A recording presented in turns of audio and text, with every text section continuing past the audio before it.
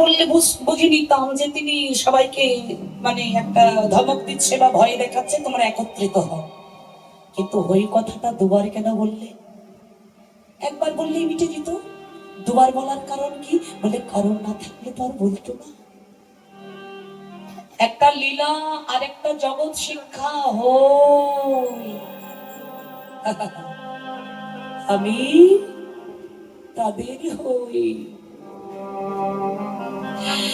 যারা আমার হয়, আমি যে তাদের হই। আমি তাদের হই রে, তাদের হই রে। তাদের হয় ভগবান বলে জানাই আমার বলতে,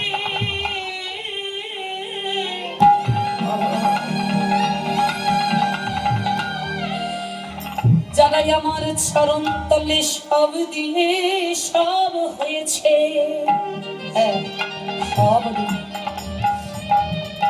তত্ত্ব সর্বসব। এই কথাটার অর্থ হলো অনেকগুলো বস্তুকে একত্রিত করলে যা হয় একটা কথা। আর তালবস্য আর ব, এই সব কথাটার অর্থ বাবা মৃত ব্যক্তি বা মৃত ব্যক্তির সমান। আচ্ছা, মানুষ যখন মরে যায়, ওই মানুষের নিজের বলতে এই দেহ খাঁচা ছাড়া আর কিছু থাকে? ভগবান বললে যারা আমার ভক্তি দেহ মনোপ্রাণ জীবন এই পার্থিব জলীয় জাগতিক জগতের যা কিছু সর্বস্ব আমাকে নিবেদন করে সবে দিয়ে যে একবার বলতে পারে প্রভু আমার বলতে কিছু নাই, আমার বলতে তোমায় দেবার মতো কিছু নাই, কারণ আমি কি দেব? যা কিছু তুমি আমায় দিয়েছো, আমি তোমায় তাই দিয়েছি। যদি মনটার কথা বলো, ওটাও তো তোমার। হ্যাঁ, ভক্তের আরেকটা সম্পদ আছে, সেটা হলো নয়ন বাড়ি। বলে প্রভু ভেবে বিচার করে দেখেছি গো, ওটাও আমার নয়।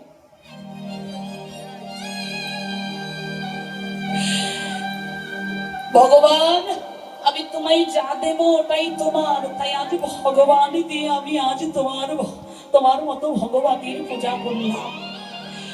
ভগবান দিয়ে ভগবানের পূজা বলি এমন করে যারা আমার চরণে সব সঁপে দেয়, আমি যে তার হই। ভগবান বললেন শুধু আমি হই না, আমি তার কেনা হই, আমি তার কেনা হই, আমি তার কেনা হই। এক কেনা মানে বিক্রয় হয়ে যাওয়া, বিক্রি হয়ে যাওয়া। ভগবান বলছি আমি তারই কাছে বিক্রি হয়ে যাই। ওরে যারা আমার ভক্তির চরণ আশ্রয় করে, যারা যেন হরি নামের কাঙাল হয়ে, আমার ভক্তের চরণের কাঙাল হয়ে এই অহংকারের মাথাটা নিচু করে যারা ভক্তের চরণ ধুলাই যা গড়া গরি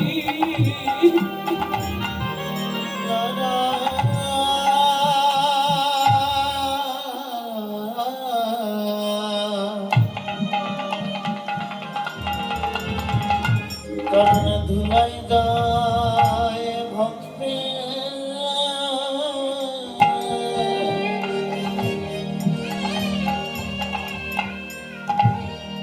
অজিগরা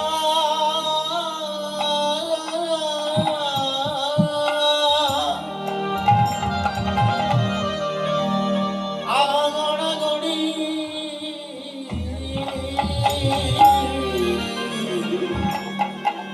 আমি গোবর হয়ে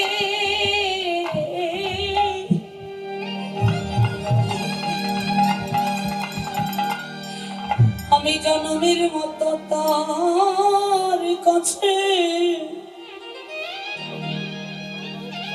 আমি জনমের মতো তার কাছে নিজেকে বিক্রি করে দে।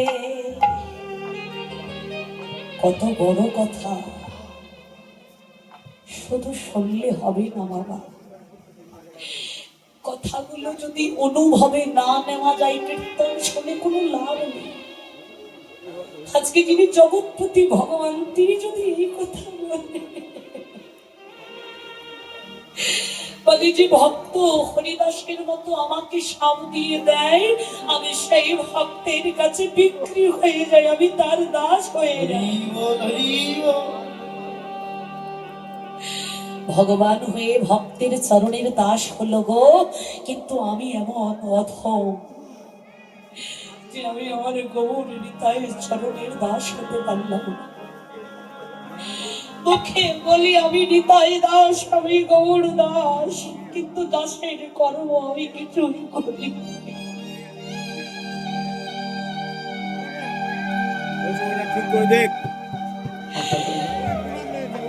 তুমি দাস কিনা এই দাসত্বের পরিচয়টা তোমার মুখে নয়, তোমার কর্মে পরিচয় হবে। বৃক্ষ তোমার নাম কি ফলে পরিচয়। কিছু মনে করবেন না বাবা, একটু বাইরের কথা না বললে হয় না। আজকাল মানুষকে দেখে বোঝা যায় না দাস কাকে বলে, কিন্তু কুকুরকে দেখলে শেখা যায় দাস কাকে বলে। হ্যাঁ, এত বড় কথাটা আজকে আমি বলে ফেললাম। আপনি কালকে একটা কুকুরকে এক মুষ্টি ভাত দেবেন, দেখবেন কালকে থেকে আপনার দরজা ছাড়বে। আপনি রাত্রিবেলায় ঘুমাবেন, ওই কুকুর রাত্রে ঘুমাবে। কেন জানি? ওরা মনে মনে বলে প্রভু আমি তোমার নুন খেয়েছি, আমি একবেলা হলেও তোমার ঘরে আহার পেয়েছি, তাই আমি থাকতে তোমার কোনো বিপদ হতে দেব না। ছোট করে বলছি বাবা, দাস কাকে বলে কেন বললাম? কুকুরকে দেখলে শেখা যায়। একজন শেঠজি ব্যবসা করতে স্বর্ণ মুদ্রার থলি নিয়ে যাচ্ছেন, রথে ছখানা ঘোড়া নিয়ে। এবার ওই চিন্তা করছে আমার ঘরের পোষা কুকুরটাকে নিয়ে যাই, কাজে লাগতে পারে। কুকুরটা ছুটতে ছুটতে মালিকের পিছন যাচ্ছেন, আর মালিক ওই রথে চলে যাচ্ছে। যেতে যেতে ক্লান্ত হয়ে মাঝপথে দাঁড়িয়ে পড়লেন। চিন্তা করলেন খুব ক্লান্ত লাগছে, একটু জিরিয়ে নিয়ে তারপর যাব। ওই একটা বৃক্ষের নিচে নেমে শীতল বাতাসে ওই শেঠজি বসে পড়েছেন। বাতাসটা যখন গায়ে লেগেছে একটু চোখটা ধরে গেছে। এখন কুকুরটা দেখছি আমার মালিকের ট্যার থেকে ওই স্বর্ণ মুদ্রার থলিটা বেরিয়ে গেছে। এটা যদি মানুষের চোখে পড়ে এ তো নিয়ে চলে যাবে।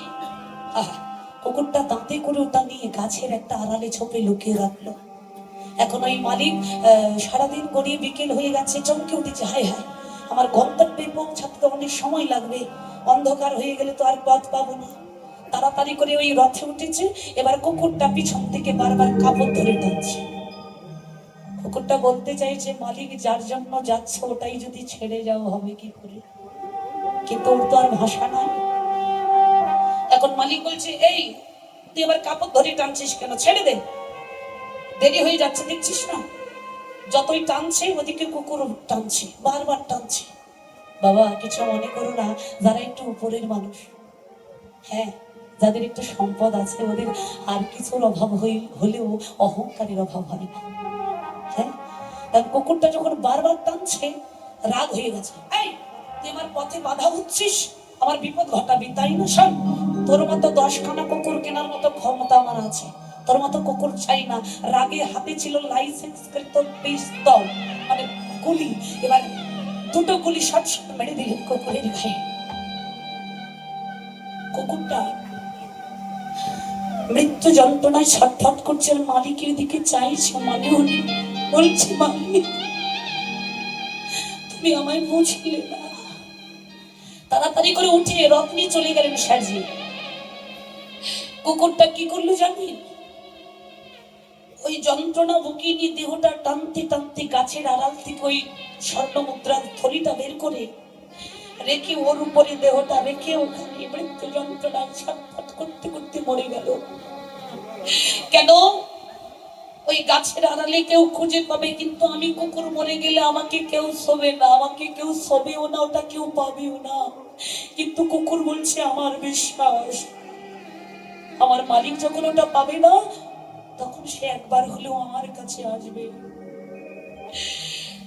ওই শেঠজি যেতে যেতে হঠাৎ করে মনে পড়লো, ঠিক আছে তো সব দেখছে জিনিসটা জায়গায় নেই, কি হলো? হঠাৎ করে তার মনে হলো, আচ্ছা কুকুরটা বারবার আমার কাপড় ধরে টানছিল, তবে কি? মনে নাড়া দিয়েছে, তাড়াতাড়ি উল্টো দিকে ফিরে আবার সেই জায়গায় এসেছে। এসে দেখলেন কুকুরটা মরে পড়ে আছে। আস্তে আস্তে কাছে গেলেন, কিন্তু কুকুরের পেটটা খুব উঁচু, মানে নিচে তো স্বর্ণ মুদ্রার এই পটলিখানা। কাছে গিয়ে কুকুরটাকে যেই হাতে ধরেছে, নিচে ওই স্বর্ণ মুদ্রার ছবি। কুকুর স্পষ্ট ওখানে বুঝিয়ে দিল, মালিক তুমি আমায় ভুল বুঝতে পারো, কিন্তু আমি তোমার ঘরের অন্ন খেতে খেতে বড় হয়েছি, আমি তোমার ক্ষতি হতে দিতে পারি না। ওই শেঠজি বুঝতে পারলেন আমার বিপদের কথা জানতে পেরে ও আমার এটাকে রক্ষা করেছে। শেঠজি বুঝতে পেরে কুকুরের মরা নিথর দেহটা বুকের মধ্যে জড়িয়ে ধরে হাও হাও করে কাঁদছে, আমি কি করি? তাই বাবা, আজকাল আর মানুষকে দেখলে দাস হওয়া শেখা যায় না জানো, এখন কুকুরকে দেখলে দাসত্ব শেখা যায়। দাস কাকে বলে এটাই হলো দাসের প্রমাণ। তাই শুধু এই বলে নয়, এটা মানতে হয় কুকুররা খুব প্রভু ভক্ত। আজকে আমরা অনেকেই বলতে নেই আমরা সাধু হয়েছি, কিন্তু খুব জাহির করি অনেকে। এখানে আপনাদেরকে বলবো না, কারণ এই জাহিরতা যাদের ভেতরে থাকবে তারা দৈনতা নিয়ে কৃষ্ণ নামের আসলে আসবেই না। হ্যাঁ, কীর্তনিয়ারা কি জানে, ওদের থেকে ভালো শাস্ত্র আমরা জানি। তুমি জানতে পারো, কিন্তু এই অহংকার তুমি করতে পারো না, কারণ যোগ ধর্মী জ্ঞান কর্মী নহি কৃষ্ণ বশ, কৃষ্ণ বশ হেতু জীবের প্রেম ভক্তি আর। নিজেকে যতদিন প্রেমের কাঙাল করতে না পেরেছো, সরল শিশুর মতো অবোধ না করতে পেরেছো, তুমি যদি মনে করো আমি অনেক কিছু জানি, আমি অনেক শাস্ত্র জানি, আমি অনেক কিছু জেনে বসে আছি বলে তুমি জানতে পারো, কিন্তু আজও তুমি ভক্ত হতে পারোনি। সাধু তুমি সেদিন হবে যেদিন তোমার অন্তরটা পরিষ্কার হবে। শব্দে অন্তর্ধ শব্দে পরিষ্কার, যেদিন তোমার ভেতর বাহির পরিষ্কার হবে সেদিন তুমি সাধু হবে।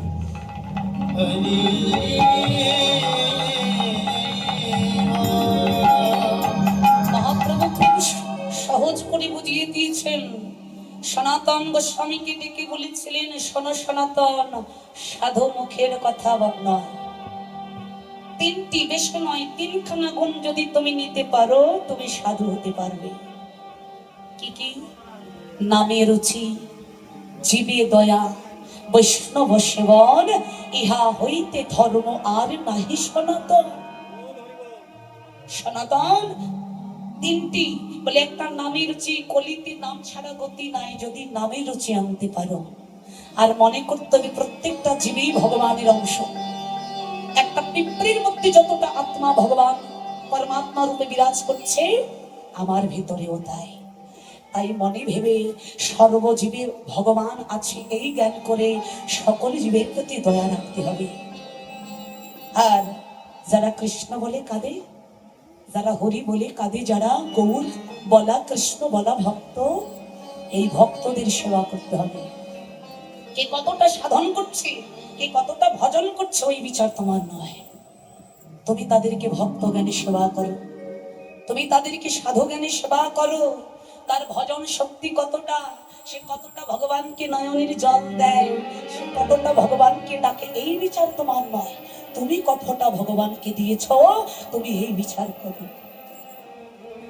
তুমি তাকে কতটা দিতে পেরেছ, তুমি তার জন্য কতটা নিশে প্রহার করে কেঁদেছ, তুমি তাকে হৃদয় থেকে হৃদয়ে চিত্তের ভালোবাসা কতটুকু দিতে পেরেছ, তুমি ওই বিচার করো, তুমি অন্যের বিচারে যেও না। কারণ মহাপ্রভু নিজেই নিজের বিচার করেছেন, তিনি অপরের বিচার করেন। যদি বিচার করতে ব্রাহ্মণ মুচির চন্ডাল মেথর সবাইকে এক করে কখনোই হৃদয়ে ধরত না। কখনোই হৃদয় ধরতো না। ভগবান নিজেই বিচার করলো না, তুমি আমি বিচার করার কি? তো বাবা, আজকে সেই গৌর বলছি আমি তার হই, যারা আমায় সব দিয়ে সব হয়েছে আমি তাদের হই। শুধু হই না, আমি তাদের কেনা হই।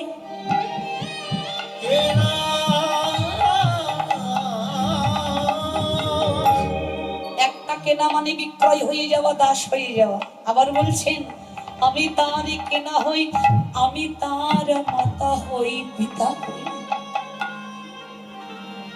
আমি তার বন্ধু হই, সখা হই। শুধু এখানেই শেষ দিলেন না, আমি আরো কি হয় জানো? আমার ভক্তের যেদিন আপন বলতে কেউ থাকে না, যেদিন চার বন্ধু কাঁধে করি,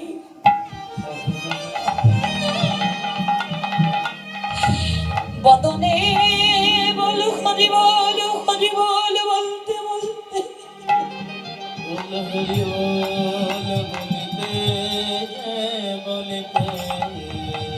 যেদিন ওই শ্মশান চিতায় পুড়িয়ে ছাই করে সময় আমার ঘরে ফিরে যাবে।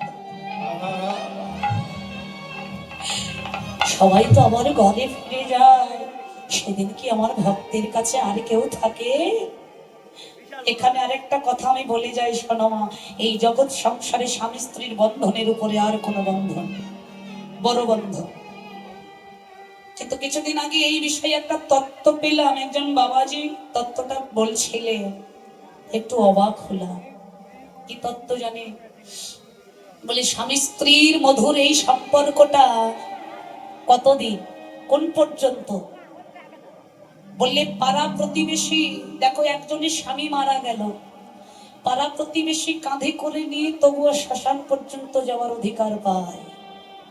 কিন্তু একজন স্ত্রী স্বামী মারা গেলে দরজার চৌকাটটাও বেরোতে পারে না। বললে স্বামী স্ত্রীর সম্পর্কটা না ওই চৌকাট পর্যন্তই শেষ।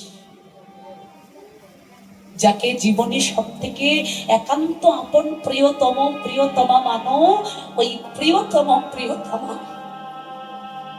বলে যেদিন তোমার ওই স্বামীটা চলে যাবে, তোমার শ্মশান ঘাট যাওয়ার পর্যন্ত অধিকার থাকবে না। ও পর্যন্ত বলি আমার ভক্তি,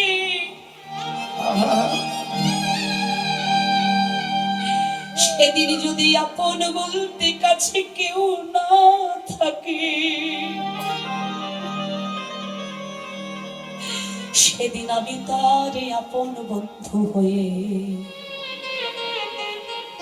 সবাই চলে যায় কিন্তু আমি তো চলে,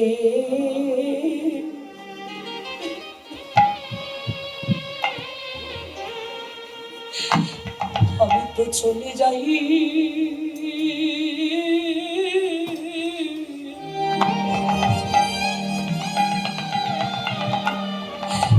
আমি তো ছেড়ে যাই না রে,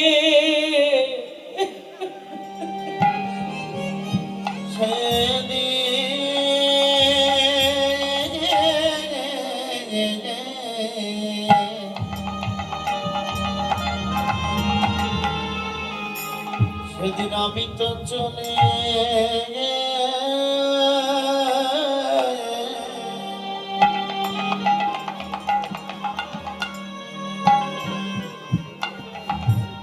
চলে যাই না।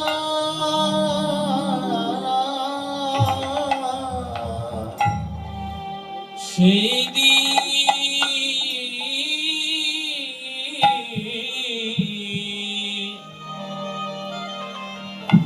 সেদিন আমি তো চলে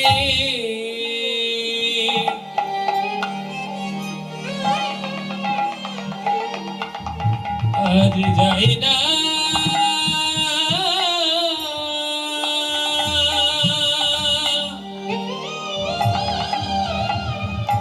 চলে যাই না।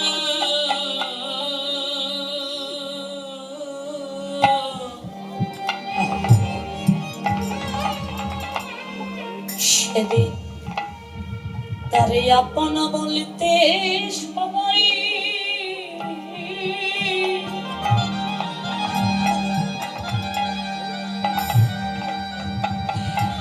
সকল আপন স্বজন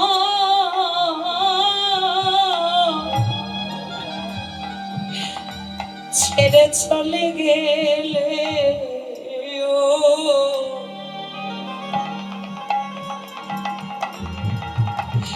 সেদিন আমি তো তাদের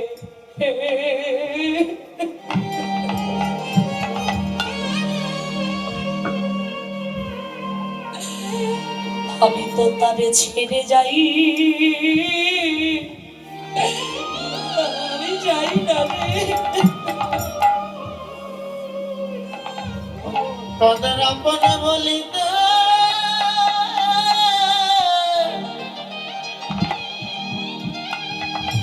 আপন বলিতে কেউ থাকে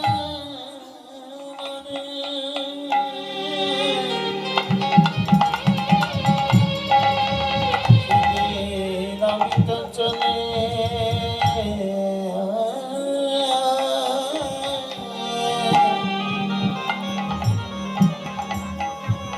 চলে যাই না প্রভু সেদিন আপন স্বজন সবাই চলে যায় বসে বসে কাঁদে আমার ভক্ত কিন্তু আমি তো তাকে ছেড়ে যাই না গো আমি সেদিনও তারে কেনা হই আমি তার পরম বন্ধু হই আমি তার কাছে পড়ে রই সে আমায় ভালোবাসো আর না বাসুক আমি তো তাকে ভালোবাসি এমন দয়াল ভগবান আর কোথায় পাবে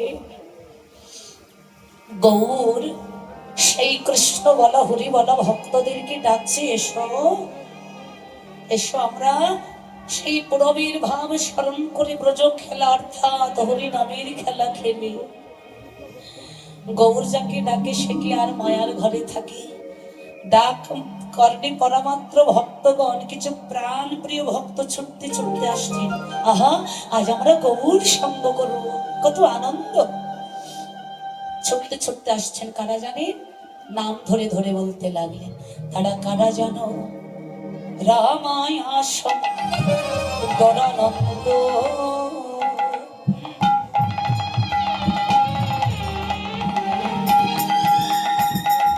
সঙ্গে নিত্যানন্দ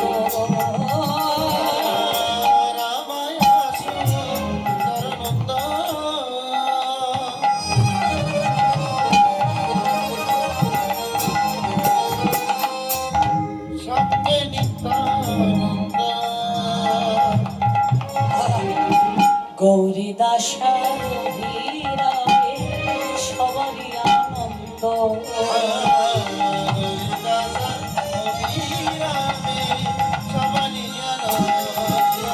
এই যে ধারাই ধারা ভেসে যাইব ধারাই ধারাই ভেসে যাইব আজ প্রাণ গৌরাঙ্গে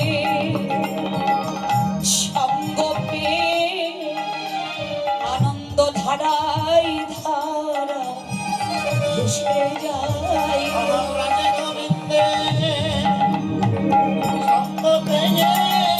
বলি আজ আনন্দের সীমা নাই রে আনন্দের সীমা নাই রে আনন্দের সীমা নাই রে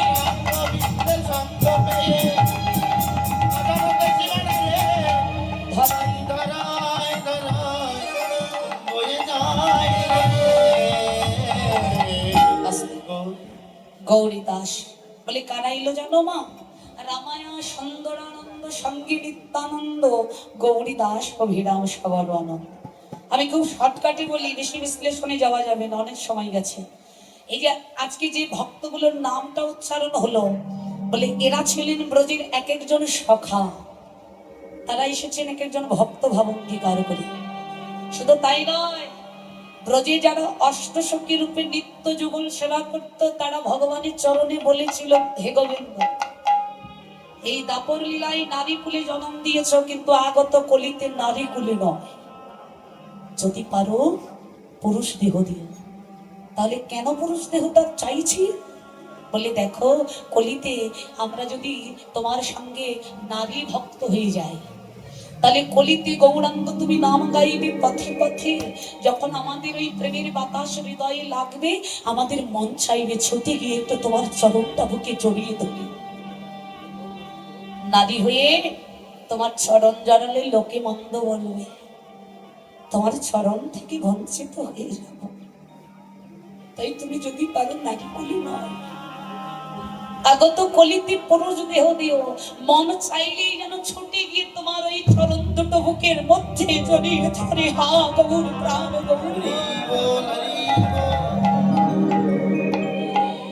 তাই বাবা দু একজনের নাম বলছি, যিনি ললিতা সখী তিনি আজকে নবদ্বীপে স্বরূপ দামোদর, যিনি রাই রামানন্দ তিনি তো বিশাখা। এইটুকুই মনে একটু নেই, কারণ বেশি বিশ্লেষণে যাবো না, আরো অনেক পদ আছে। তাহলে সখী যারা তারাও পুরুষ দেহ পেয়ে ভক্ত হয়ে এসেছেন, কেন? আমার গৌরাঙ্গের চরণ সেবার জন্যে, গৌর হরির চরণ সেবার জন্যে। সকলের একটাই বাসনা, বলে বড় ডাক্তার পদে চাকরি নয়, বড় বিসিএস ক্যাডার পদে চাকরি নয়, যদি পারো হে গৌর, গৌর নিতাই তোমাদের দু ভাইয়ের চরণ সেবার দাসত্বের চাকরিটাই দিও। হরিবা। তাই গৌর হরির সম্মুখী ভক্তগণ আনন্দে বাহু তুলে নৃত্য করছে। গৌর হরি কি আর দূরে থাকতে পারে ভক্তদের আনন্দ দেখে? তিনিও বাহু তুলে নৃত্য শুরু করে দিলেন। এই যে বাহু তুলি গোরা ছাড় করে হরির ধ্বনি, বাহুবলী গোরা চাঁদ করে হরির ধ্বনি, বাহুবলী গোরা আর ঠিক চাঁদ করছে, করে হরির ধ্বনি, আনন্দে বিভোর হলো নদিয়া রমণী।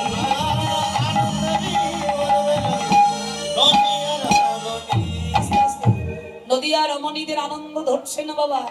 ছোট্ট করে বলি শোনো, আগেকার দিনের নিয়ম ছিল ঘন্টা ছাড়া কেউ চলে না, এখন আমাদের ঘন্টা নেই। কি বলবো, আমিও তোমাদের দলে, হ্যাঁ আমিও ঘন্টা দিচ্ছি না। কেন? ওই তোমরা দাও না দেখে দেখে আমিও দেই না। আচ্ছা শোনো, নবদ্বীপের যারা নাগরী ছিল, মানে নারী, তারা কিন্তু ঘরের চৌকাট পেরোতে পারতেন না। আসতে তা এখন ওই গোবর যখন ভক্তগণকে সঙ্গে করে নিয়ে শ্রীবাস আঙিনা থেকে সরধরি গঙ্গায় যেতেন, ওই গঙ্গার তীরে সবাই এমন ভাবে বসে কৃষ্ণ কথা আলোকন করতেন। এখন ওই গোবর যখন সকল সাঙ্গ পাঙ্গ নিয়ে কীর্তন গাইতে গাইতে যাচ্ছেন, নদীয়ার কিছু নাগরী ওই কীর্তনের ধরি কর্ণে পেয়ে বলছে, ও দিদি শুনতে পাচ্ছিস, আমাদের সোনার গৌর যাচ্ছে, চল একটু বদনটা দর্শন করে আসি। আমাদের তো ওই ঘরের বাইরে যাওয়া মানা, তাই ওই কয়েকজন কুলবধূ নাগরী বা রমণী দরজার আড়ালে এসে একটুখানি ফাঁক করে ওই ঘোমটাটা একটু তুলে আড়াল থেকে গৌরকে দেখছে, আর চোখের জলে বুক ভাসিয়ে বলছেন, ওরে এই নবদ্বীপে আমাদের যে নাগরী কুলে বা নারী কুলে জন্মটা এবার বুঝি সার্থক হলো। হ্যাঁ, সেই নাগরিকগণ প্রাণ ভরে দর্শন করছেন বাবা। তবে আজকের এই নবদ্বীপে এখানেও ওই নাগরিকগণই আছেন। হ্যাঁ, নাগরী বলে নারী ভাব না থাকলে তো আর গৌরাজ্যে যাওয়া যাবে না। সবাই নাগরী, তাহলে পুরুষ কেউ নেই? দেখি পুরুষ কারা আছে, একটু হাত তোলো তো। পুরুষ কেউ নেই? বলে থাকবে কি করে, যেখানে আদি পুরুষ আমার পুরুষোত্তম ভগবান শ্রীকৃষ্ণ চৈতন্য গৌরাঙ্গ মহাপ্রভু যেখানে অবস্থান করে, সেখানে কি আর দ্বিতীয় পুরুষ কেউ থাকে? আছে। হ্যাঁ, সেই সকল ভক্তগণ আজকে প্রকৃতি হয়ে গেছে, নারী হয়ে গেছে। ভাজন বললেন, প্রকৃতি হইয়া করে প্রকৃতির সঙ্গ, দিনে দিনে বাড়ে তার প্রেমের তরঙ্গ। সেই ভক্তগণকে নিয়ে আজকে মহাপ্রভু হরিনাম সংকীর্তনে আলাপনে ব্রতী হলেন। দর্শনী গীতকর্তা এক প্রান্তে দাঁড়িয়ে বলছেন, বাসুদেব ঘোষ কহে মনের হরিষে, বাসুদেব ঘোষ করি মনের হরিষে, গোষ্ঠ লীলা গোরা ছাড়ে করিলা প্রকাশ, এইবারে লীলা প্রকাশ হলো, গোপত গৌরাঙ্গ লীলা এইবারে লীলা প্রকাশ হলো। সবাই বদন হরে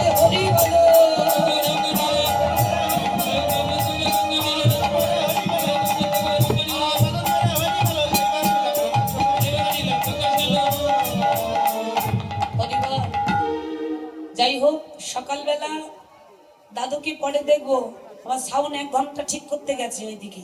হ্যাঁ, বিষয়টা পরে দেখবো।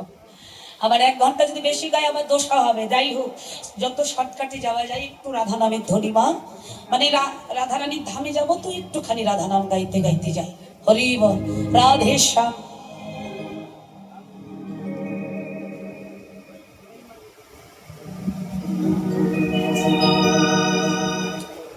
জয় নিতাই, হরি বল, রাধে। হা হা হা।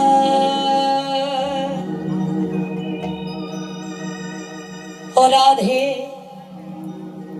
হরি বল, হরি বল। বৃন্দাবন ধাম अपार जपे जा राधे राधे বৃন্দাবন ধাম আমার, জপে যা রাধে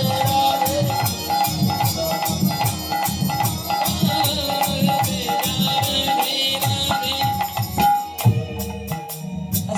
हरि बोल। जय निताई गौर हरि बोल, हरि बोल। राखाल राजा बोले देना, राखाल राजा बोले देना, कोথায় বৃন্দাবন, রাধা কুন্দ শ্যাম কুন্দ বাবর ধাম। সবাই একটু করে করে সেবা করো, সবাই হাত উঁচু করো।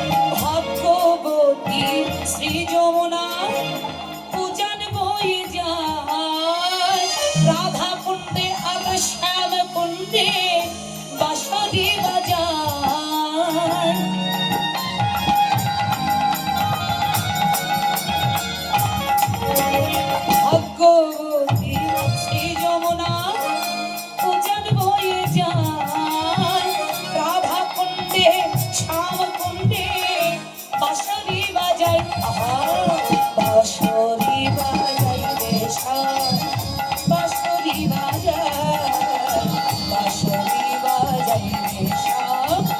বাঁশরি বাজায়, বাঁশরি বাজায় রে কালা, বাঁশরি বাজায়।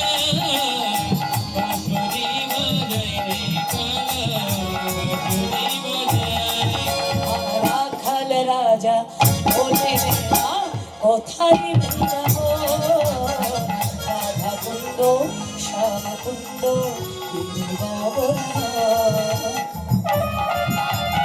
আস্তে আস্তে আস্তে, সময় কম, তা সবাই একটুখানি রাধা নামটা উচ্চারণ করে চলে যাবো বৃন্দাবনে। সবাই, বেশি না, এই 2-4 বার বলবো। শুধু আমি যা বলি বলি, তোমরা বলবি রাধে রাধে।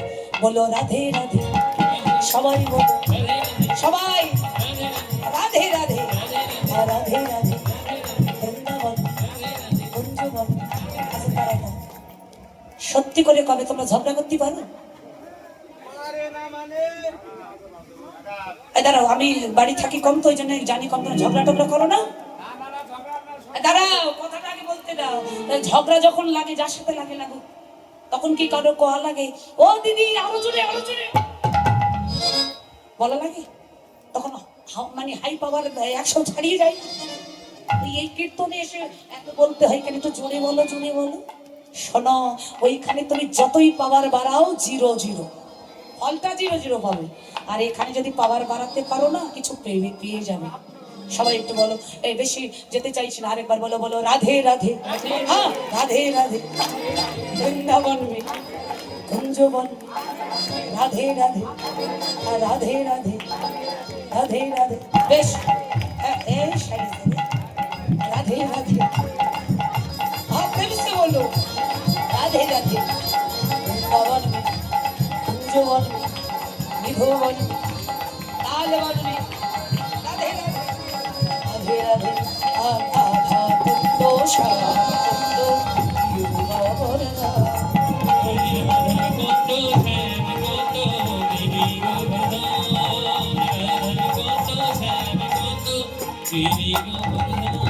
बोली राधा रानी की श्याम सुंदर की वृंदावन धाम की भक्त वृंद की कमिटी वृंद की अपन अपन गुरु वैष्णव की राधा गोविंदो की जय जय श्री राधा कृष्ण के प्रणाम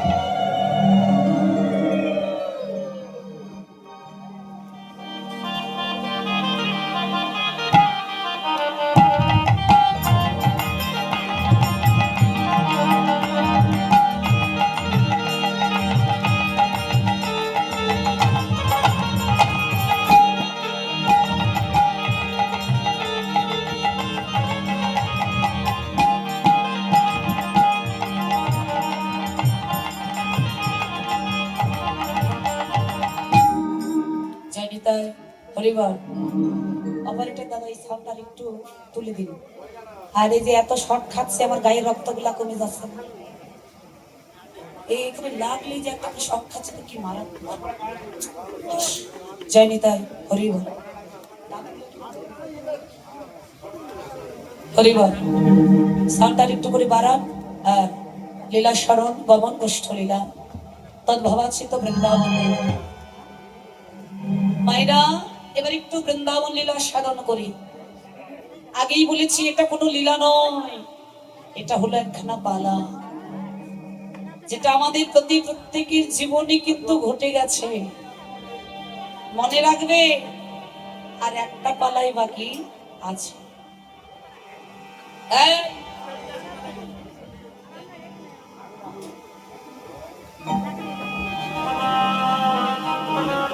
পরিবার এখানে ছোট্ট একটা কথা বলবো খুব মন দিয়ে নিতে হবে মা যদিও মানুষটা আমি অত বড় কথা বলার যোগ্যতা অর্জন করিনি কথাটা কি জানি মহাজন বলছেন আমরা মনুষ্য জীব প্রতি পদে পদে ভজন হবে যদি ছোট্ট ছোট্ট কয়েকটা কথা একটু স্মরণ করতে পারি হৃদয় স্মরণ করতে পারি কিছু কিছু কথা যেমন মহাজন বললেন আজকে বাবা একটু শব্দ আজকে